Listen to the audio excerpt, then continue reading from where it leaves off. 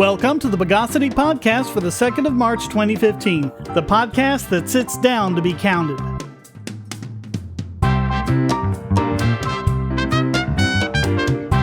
This is your host, Shane Killian, and joining me again this week is Jakob Morris. Jacob, welcome back to the show. Glad to be back. Let's randomize the news of the bogus. Oh boy, this is bad. This is very bad. Yep. Let me start at the beginning. Okay, so a few years ago, Lenovo got IBM's desktop computer business, so they're making all the ThinkPads and everything else, and they're also making tablets. And about midway through last year, customers started noticing that Lenovo was putting adware on their computer. And what it was actually doing was whenever you visited a website, you'd see an ad on the website. But the viewing of the ad, and if you clicked on the ad to go there, that money wouldn't go to the website that you visited, it would go to Lenovo. So that was bad, and there was this huge backlash. Well, apparently it's gotten much bigger than this. They were using software from a company called Superfish, and they were using it on 43 different models, and this included their Flex, E, G, S, U, Y, and Z series laptops, and several Mix and Yoga tablets. And basically, in order to do this, it has to modify the HTML that you're getting from the website to put the ad in. Well, the thing is, it was also doing it on secure websites that start with HTTPS. And the way it does this is to intercept that secure negotiation between your browser and the website. So your browser thinks it's negotiating the cryptographic settings for the website. It's really doing it with Lenovo's server, and then Lenovo's server is going to the website. It's a man-in-the-middle attack. And so you think you're on this nice, secure connection to your bank or whatever. In reality, Lenovo's watching everything you're doing. Well, that seems shady. Well, and even if Lenovo wasn't doing anything but sending ads, I mean, this completely breaks the secure HTTP model. For at least Internet Explorer, Chrome, and Safari, all of these Lenovo laptops, if you're running this thing, you cannot rely on any of the security. An attacker could steal your password, get your credit card number, your banking information, all of that. And all they need to do it is the private key that they use to make these fake certificates. Okay, and they use the same private key, and it was the private key from a company called Commodia. Their software is based on the software from Commodia, and all of the Commodia software has the same private key. So it's not just Lenovo. I mean, they found this software running all sorts of things, including on shareware and freeware from download.com and places like that. All this software from Commodia running everywhere, intercepting your HTTPS traffic, all using the same private key, which means that anyone who has this installed on their computer can potentially decrypt the web traffic of anyone else who has it. Not only that, but Robert Graham of Errata Security found the key fairly easy with a search, and it turns out they're all locked with the same password, and the password is Commodia. Well, that's genius. Yeah, they were really making it secure. Yeah, so Graham said, quote, "The consequence is I can intercept the encrypted communications of Superfish's victims, people with Lenovo laptops, while hanging out near them at a cafe Wi-Fi hotspot. I can't find a password cracker on the internet that handles SSL/PEM files, so I wrote my own certificate password cracker. It's pretty bad, using the OpenSSL Decrypt API in a single thread, so it's not pretty, but it's sufficient for my needs. I ran my cracking tool and found the password Commodia in 10 seconds. It's gotta be some kind of record. I mean, this is bad. And see, you don't even need to do that now, because once the private key was decrypted, people started posting it on all these different websites. So if you want to, you can just go to one of these. You don't even have to go through what Graham did. You just go to one of these websites, download the private key, and you're good. I remember that. But it's even worse than that. Filippo Valsorda found out that you don't even need to crack the password. You don't even need to do the man-in-the-middle attack. SSL validation is so broken that if Commodia's proxy sees an invalid certificate on the website, it just makes it valid. So even without the private key, even without the password, even without anything like that, if you hijack the connection to put a bogus certificate in place, which everything in HTTPS is set up to avoid, Commodia makes it valid. And says, yep, this is a valid certificate, it's good. And so what he said was, quote, at this point, a legit doubt is, what will the Commodia proxy client do when it sees an invalid, untrusted, or self-signed certificate? Because copying it, changing its public key, and signing it would turn it into a valid one without warnings. Turns out that if a certificate fails validation, the Commodia proxy will still re-sign it, making it trusted. Now, it is done with a different domain name, but what he found was, quote, the Commodia proxy will take a self-signed certificate, leave the alternate names untouched, and sign it with their root. The browser will think it's a completely valid certificate. So all you need to do to bypass verification is put the target domain in the alternate field instead of the main one that will be changed on failure. An attacker can intercept any HTTPS connection, present a self-signed certificate to the client, and browsers will show a green lock because Commodia will sign it for them. Okay, so you're on one of these compromised laptops, and you're connecting to Amazon.com. Ordinarily, if someone tries to intercept it and try to stick their own certificate in place to Amazon.com, your browser's going to pop up and give you a warning, say, hey, wait a minute, this is the wrong certificate. It hasn't been properly signed. But what happens here is the hacker puts up the bogus certificate, the Commodia proxy gets the certificate, and then redoes it and signs it itself. And so as long as the hacker has put Amazon.com in the alternate name, then it will come straight through into your browser. As far as your browser knows, it's a valid certificate, and it's sending all your information to Amazon.com under the prying eyes of this hacker. So, in short, don't get the Lenovo laptops or tablets. Well, they've taken it off, but a lot of people are like, do we really trust them after this? Do we really want to continue to give them our business? But guess what? It's even worse than that. Because in order to put this on the computer and make it difficult to remove, Commodia uses a rootkit. A rootkit. To completely bypass all of your operating system security. I mean, basically, if they had set out deliberately to do everything wrong, I don't think they could have made this much of a mess of it. It's like a perfect storm. Yeah, so you got the man-in-the-middle attack. You've got the weak password on the certificate. You've got re-signing of potentially invalid certificates. And you've got a rootkit. So, nope. So now a big question is my computer running this really horrible software? Well, our old friends, the LastPass people, have a checker for it. And I put a link to this in the show notes, and all you do is pull it up in your web browser. Hopefully you'll get the little fish with the green check and it says you are safe. And I also put a link to another one on Filippo. That was the security expert that found the re-signing of the certificate. And this actually checks for Superfish, Commodia, and another one that's going around called PrivDog, and he's keeping it updated. And it's a little more involved, but it'll say, good, Superfish is probably not intercepting your connections. Also, no other SSL disabling product was detected on your system. So it checks for some of the tricks there that happen when man-in-the-middle attacks use malware to try and get around HTTPS. But you know what the thing that scares me the most is? I mean, we're seeing a lot of this kind of stuff lately, all these malware, these rootkits, all these companies behaving badly. And there seems to be a lot more concern and reporting about it. What if this sort of thing has been going on all the time and we just haven't heard about it as much? I mean, if people hadn't found this on the Lenovo laptop, none of this would have come to light.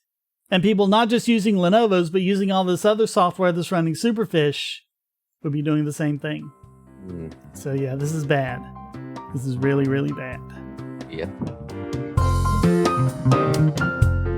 Say, if you're tired of the promos in this podcast, well, the patrons got it early and with no ads or promos. Just go to patreon.bogosity.tv and donate at any level. Hackers, terrorists, the NSA. But I repeat myself. Your online security is under attack, and the weakest point is your password. That's why you need LastPass. LastPass plugs into your browser and allows you to randomly generate strong, unique passwords anywhere on the web, all protected by one master password. LastPass sets up in minutes and gives you secure automatic logins throughout the web, synchronizing across all your browsers and all your computers, at home, at work, or on the road. It even securely stores sensitive form data, including credit card numbers, backup sensitive documents, membership info, Wi-Fi logins, and more. And with LastPass Premium, you can get these benefits on other applications and even mobile devices, and also get priority customer support. Sign up at password.bogosity.tv for a free month of LastPass Premium. Log in securely everywhere using the last password you'll ever have to remember. Go to password.bogosity.tv and get LastPass now. So, all along we've been debunking the claims of Iran getting nuclear weapons, since what they have is in every way an enrichment program for reactor-grade uranium, and is completely ineffective at making weapons-grade uranium.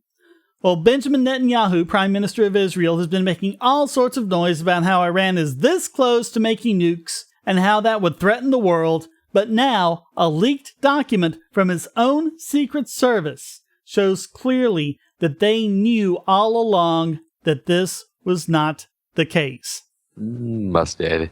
Yeah, so this is another leaked document reported in The Guardian, which wrote, quote, Israel's intelligence agency concluded that Iran was, quote, not performing the activity necessary to produce weapons, unquote. Unquote, the Iran quote, still quoting The Guardian. The report highlights the gulf between the public claims and rhetoric of top Israeli politicians and the assessment of Israel's military and intelligence establishment. The documents, almost all marked as confidential or top secret, spanned almost a decade of global intelligence traffic from 2006 to December last year. It has been leaked to the Al Jazeera investigative unit and shared with The Guardian. And so they have a snippet of the document there, and it says, quote, even though Iran has accumulated enough 5% enriched uranium for several bombs and has enriched some of it to 20%, and by the way, you need to get it up to 90% or more to build a bomb, it does not appear to be ready to enrich it to higher levels. Because, the way this works is, it's a lot more difficult to enrich it from 85% to 95% than it is to enrich it from 15% to 20%. It gets exponentially harder. It is allocating some of it to produce nuclear fuel for the TRR, and the amount of 20% enriched uranium is therefore not increasing.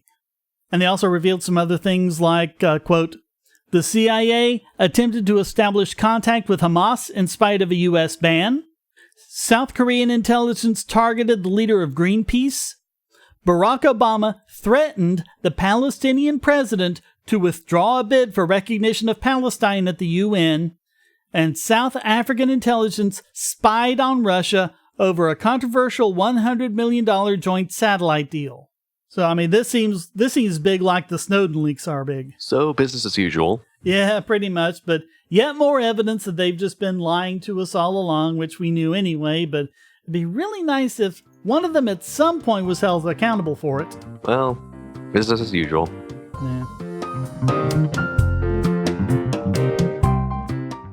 You say you don't like Bitcoin? Why not? Oh, because it's not gold. No problem. Just go to coins.bogosity.tv and you'll be taken to Coinable, where you can buy gold or silver coins or bars with your Bitcoins, with literally up-to-the-minute spot pricing. Now there's no reason not to jump on the Bitcoin bandwagon. Whether you're a Bitcoin miner, service operator, Bitcoin business owner, or market speculator, you can get gold and silver from reputable dealers. And Coinable has Bitcoin liquidity for fast processing of your order. Coinable even utilizes a special shipping infrastructure to ensure that your investment arrives safely at your door. And you know what? By going to coins.bogosity.tv, you won't pay a penny more, a Satoshi more for your purchase. but you'll help this podcast. You can even sell your gold and silver for Bitcoin as well. Coinable is your Bitcoin to gold marketplace. So go to coins.bogosity.tv and start turning your Bitcoins into gold now. So we've talked about net neutrality before and how the whole thing is basically a con to get people to let the government regulate the internet like they've been wanting to do all along. Now, 3 unelected bureaucrats just decided on their own that net neutrality was the law, bypassing the entire legislative process. Not just 3 unelected bureaucrats, millions of people asked them to do this. Oh yeah, that's how tyranny works. People run to them begging for their freedoms to be taken away because you've menaced them with some hobgoblin. Yeah. You know, these big, bad cable monopolies and things like that. It's sad that these are the same people who also raged against SOPA and PIPA. Yeah. I mean, what's up with that? SOPA and PIPA come along and go, don't regulate the internet, don't regulate the internet. Okay, we'll just relabel it net neutrality. Yay, it's net neutrality. Okay, there's this 300-page document in this locked box that's going to fix everything. Yeah. You can't see it. We won! Yeah, 332 pages long, not available to the public. We won! All we know about it is what they've told us. And what they've told us so far is that broadband providers, up till now, have been classified as Title I information services. Now they'll be considered Title II telecommunication services, which makes them public utilities like the phone company. Yeah, and there's going to be taxes and other stuff? Well, according to FCC Commissioner Ajit Pai, yeah, that's exactly what's going to happen. New taxes and new fees on internet services are going to be coming, and they've been denying it. Like, oh, no, we don't have any plans right now to raise your taxes. Well, that's now, but all this will do is just give them the power to do that in the future whenever they want to. Insert Fox guarding the hen house. Yeah. There seems to be a lot of that going on. Well, once C-setting becomes the thing, I am getting the gulp out of here. Yeah, but then you'll have to rely on satellite for internet, so that won't be much fun. Yeah, I'll play single-player games. And I'll rely on GOG for DRM-free games. There you go. Don't have to log in like on Steam. So, according to the FCC's press release, basically the 3 rules that they're going to be enforcing are no blocking, which means they may not block access to legal content, application services, or non-harmful devices. Now, what constitutes legal? What constitutes non-harmful? No throttling. Broadband providers may not impair or degrade lawful internet traffic. Again, what is lawful? On the basis of content, application services, or non-harmful devices. No paid prioritization. Broadband providers may not favor some lawful internet traffic over other lawful internet traffic in exchange for consideration of any kind. In other words, no fast lanes. This rule also bans internet service providers, ISPs, from prioritizing content and services of their affiliates. Well, I hope your life never depends on telemedicine that needs to run over a congested network that isn't allowed to prioritize it. Yeah, but it's going to be tied up in court, the whole thing. Well, we'll have to see. Might get struck down again, like the last 2 times. But what's depressing is seeing blogs like Naked Security just falling for it, because what they say is, quote, Chairman Tom Wheeler was a yes man for the telecommunications industry. That's understandable given that he lobbied for them in the past. Wheeler surprised everyone when he stood up for consumers. Now, wait a minute. Wheeler and the other 2 commissioners who voted for this, as well as Barack Obama, who urged them to do this, as well as pretty much all the politicians who have been calling for this, all receive heavy campaign donations and lobbying money from the big cable companies and the big telcos, AT&T, Comcast, all of those. Yeah. No, there's nothing shady going on. There's no unintended consequences. Well, what's it going to mean for Google Fiber? Because it's just going to be more expensive to get going. They're going to come up with even more restrictions. It's going to be even harder for Google Fiber and other competing services to move into those areas. Yeah. Competition? Who wants that? Yeah, not one word about competition. Not one word about the real problem, which is these big cable and telco monopolies that need to be just ended so we can have competition. I mean, you can still let them do business, but just let other people come in and compete with them. What is so difficult about that? But Shane, that's the simple free market way to do it. It's evil. Yeah. I mean, if anything, this is just going to more firmly entrench the monopolies. So. Yeah. So Wheeler said, quote, "The internet is the most powerful and pervasive platform on the planet. It is simply too important to be left without rules and without a referee on the field. Think about it. The internet has replaced the functions of the telephone and the post office. The internet has redefined commerce, and as the outpouring from 4 million Americans has demonstrated, the internet is the ultimate vehicle for free expression. The internet is simply too important to allow broadband providers to be the ones making the rules." That's why they want control of it. Right, they want to be the ones making the rules. It's their precious. This proposal has been described by one opponent as a secret plan to regulate the internet. Nonsense. This is no more a plan to regulate the internet than the First Amendment is a plan to regulate free speech. No, wait a minute. The First Amendment restricts the government from doing things and says, government, you cannot do this. This is the opposite. This is saying, government, please come into this area where we've had freedom and put all sorts of restrictions on it. It's not like they care about the First Amendment. I mean, it's just a piece of paper. That's not going to stop them. It's not going to grow teeth and bite them. Yeah. He said, quote, "They both stand for the same concepts: openness, expression, and an absence of gatekeepers telling people what they can do, where they can go, and what they can think. Unless we're the gatekeepers. Then it's great." So the BBC described it, quote, "Broadband will be reclassified as a common carrier, seeing it regulated like a utility because something made for a system that existed in the 1940s is so relevant to today in the 21st century. ISPs will have to provide consumers with equal quality access across the board. ISPs cannot speed up or block connections for a fee. ISPs cannot strike backdoor deals with content providers, pay prioritization. Interconnection deals will be regulated."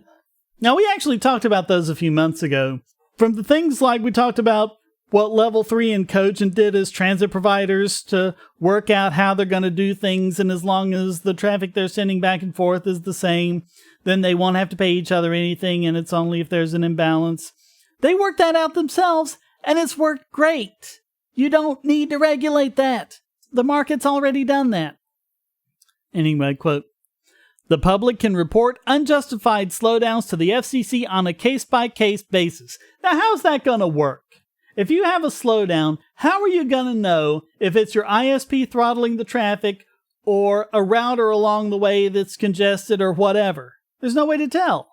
I mean, the only way Netflix was able to do it, as we talked about, is they just kind of noticed a trend over time. It's like, hey, there's a whole bunch of slowdowns on these IP addresses. Who has these IP addresses? Oh, Verizon does, so it'll alert Verizon customers about the slowdown. That's how you tell that. You can't do that individually on a case-by-case basis. Yeah.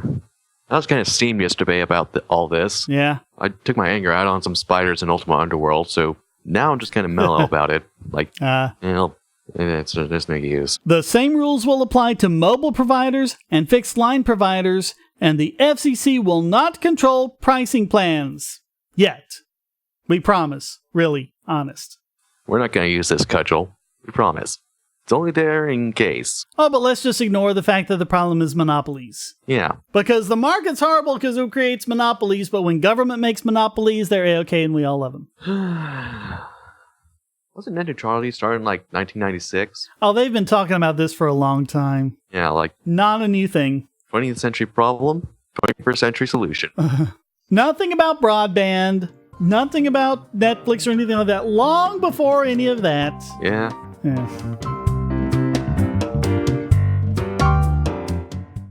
Bogosity.tv and all of its services are hosted at GoDaddy. I've been very satisfied with GoDaddy's services and their wonderful 24/7 customer support for over 10 years now. So I'm happy to be able to give you this special offer. Just sign up for any new domain, web hosting, email, or other service and get 35% off with the code WOWNOBOGON. That's WOWNOBOGON. Because there's nothing bogus about these savings on quality internet hosting. Just go to GoDaddy.com and use the code WOWNOBOGON. Bogosity.tv is a participant in the Amazon Services LLC Associates Program, an affiliate advertising program designed to provide a means for sites to earn advertising fees by advertising and linking to Amazon.com. Just clear your cookies and go to Amazon.bogosity.tv, or check the right-hand side of the podcast page for Amazon's best deals, including the deal of the day and limited-time lightning deals on all sorts of great products. So next time you buy online, go to Amazon.bogosity.tv. And now let's take down this week's biggest Bogon emitter. So we've all seen bogus DMCA takedown requests. Many of us have been victims of them. I've emphasized in the past that this is not a corruption of the DMCA, but exactly what it was supposed to do all along. But the Total Wipes music group has come along and taken this to even more ridiculous proportions. And so this is a report from Google on their Chilling Effects webpage, and I have the links to all these in the show notes. They've done this before, taken all sorts of pages that have entirely legal content that has nothing to do with any of their products, including Walmart, IKEA, Fairtrade USA, Dunkin' Donuts, things like that. And then a little after that, they decided to protect Maze Records' album Truth or Dare by censoring an article on Torrent Freak on how to download anonymously. And they also targeted all sorts of privacy-focused articles just because they have the word hide in them. Hide? Yeah. Like a beehive? No, hide. Like you're hiding something. Oh, hide. Hide. That's even worse. Yeah. Then they tried protecting an album called Cigarettes from Mona Records. Cigarettes. That's the name of the album. By sending Google a notice with all these links, not a single one of which had infringing content. One of them was an article published by someone I'm a big fan of, the Electronic Frontier Foundation, on how to use PGP on the Mac. So another privacy-related thing. Yeah. There's a pattern? So now, here's the big one that's just come in. Allegedly infringing on the album Into the Wild Volume 7 on Aboriginal music, over 95 URLs, none of which have any music whatsoever, and are mostly download pages of very popular software. This includes chat software like Uvu, IRQ, Skype, and Pigeon, Linux distros, Arch Linux, Red Hat, Linux Mint, and Ubuntu. Not Ubuntu. Yep. I have that on my laptop. I've got Ubuntu and Linux Mint on various computers around here. Yeah. BitTorrent clients, Views, and uTorrent.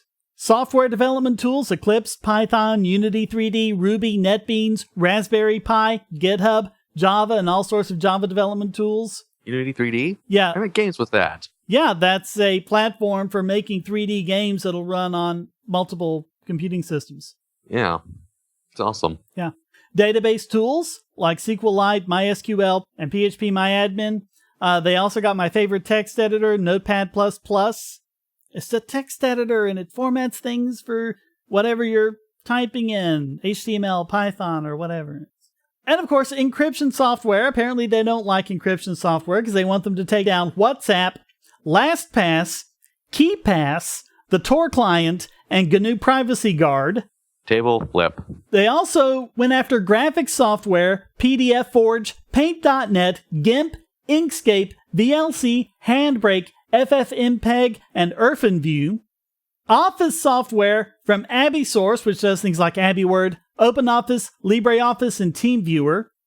Web server software, including Apache, Nginx, PHPBB, and Joomla. Anti-malware software, including Malwarebytes and AVG. And all sorts of other free software, which includes Wine, GeoGebra, Calibre, Kodi, Putty, the Puriform tools. I love those. They make Defraggler and CCleaner and things like that. 7-Zip, VMware, everything on FileHippo, FileZilla, which is what I use to upload the podcast, Dropbox, and Opera. What didn't they go after? I know, it's just like all sorts of things. And none of these are things that they actually own or have any rights to whatsoever. And according to Google's transparency support, Total Wipes has made a median of 1,214 requests per week to take down a median 3,850 URLs per week.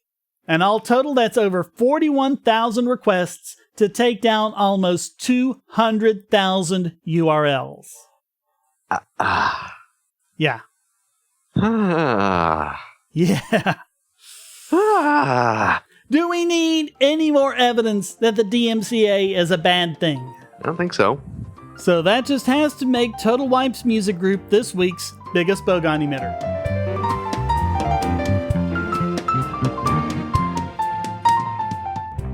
History is written by the winners, and so apparently is economics. That's why there's LibertyClassroom.com.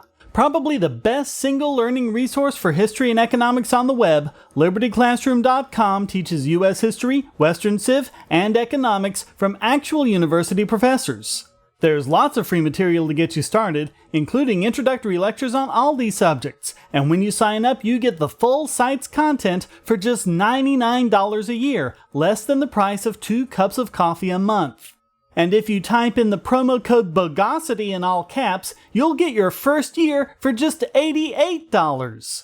Lectures are available in both video and audio format, so you can watch or listen to them on your computer, your phone or tablet, or in your car. Learn at your own pace about the subjects you're interested in and become a more effective debater. You'll also get access to lots of supplemental materials and even the professors themselves via the discussion forum and even live video chats. Inform yourself against the myths and propaganda of our society. Visit LibertyClassroom.com. And now let's dare to bear this week's Idiot Extraordinaire! Dun-dun-dun. I think that's the first one of those I've done that's actually rhymed. And this week, it goes to Montana House Representative David Moore, who introduced a bill to the State House Judiciary Committee to outlaw, get this, tight clothing. Well, that's another state I'm not visiting.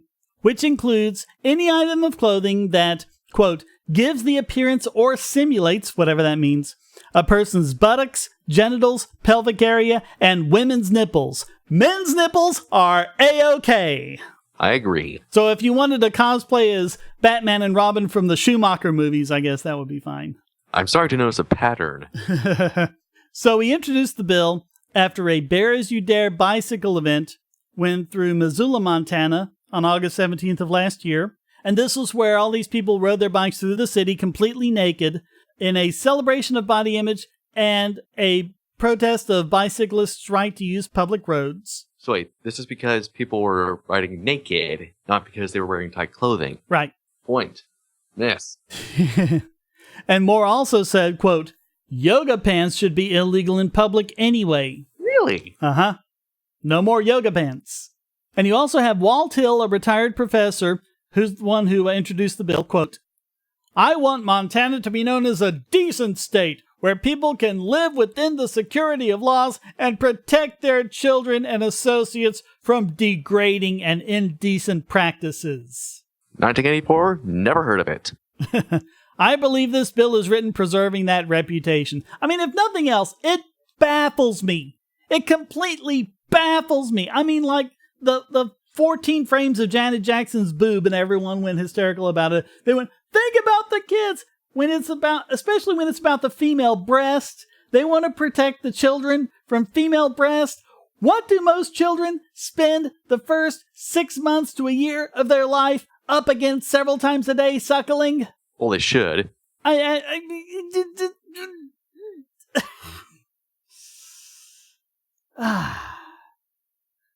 So, Representative Virginia Court opposes the bill because it unfairly targets women. Quote, I think you're kind of being a little prejudiced against women because it goes after women's nipples, but not men's nipples. Now, that's a valid point, but that's not the only problem I have with this. Well, what else is there? How about let people wear what they want and you don't have to look at it? But that would be the simple free market thing. I mean, even if people are riding their bikes naked down the street, did that give someone a heart attack? Did that rob someone of their money? Did that... Think of the children. I don't know. I don't get it. I don't get nudity provisions at all. Yeah, like children have never seen anyone naked. You know how we keep having these zombie movies and games? They're the zombies. Yeah. Patriarchy. Net neutrality. People's bodies. I think so, and they're just trying to kick and scream to keep from being dragged into the 21st century. So that just has to make David Moore this week's Idiot Extraordinaire. Well, that wraps up this All I Can Think Of Is Sweaty Japanese Guys edition of the Bogosity podcast. Well, now you got that in my head. As always, you can come to forum.bogosity.tv to read the show notes and join the discussion. This podcast depends on you to keep going, so please donate using the links on the website or at patreon.bogosity.tv. And feel free to join in by sending a question, statement, news article, or rant to podcast@bogosity.tv.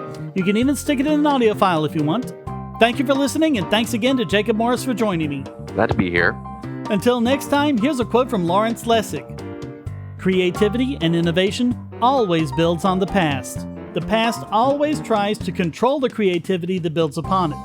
Free societies enable the future by limiting this power of the past. Ours is less and less a free society. The Bogosity podcast is licensed under Creative Commons Attribution Non-Commercial Notative 3.0 Imported License.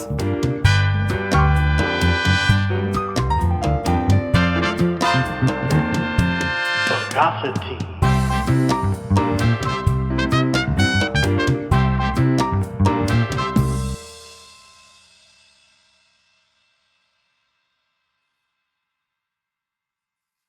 Do you want answers to creationist claims against evolution?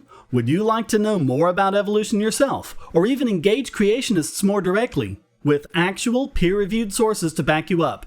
My book, How Evolution is Scientific, is designed to show the basics of evolutionary theory and how it is so well supported using the scientific method. It's impeccably sourced, with references to the actual scientific material, and is arranged using the creationists' own criteria of what is scientific. Using their own arguments against them, see how evolution is scientific, but creationism is not, based on observations, accurate predictions, logic, and evidence. Get answers to common creationist claims, and even a primer on abiogenesis, the start of all life. It's all in my book, How Evolution is Scientific, available at Amazon and on Kindle, EPUB, and PDF as well. Get How Evolution is Scientific and never be taken in by creationists again. Can we make like a new thing for the net neutrality, like zombies of the month or something? I don't know. Yeah. We just have so many zombies, I don't know. Yeah.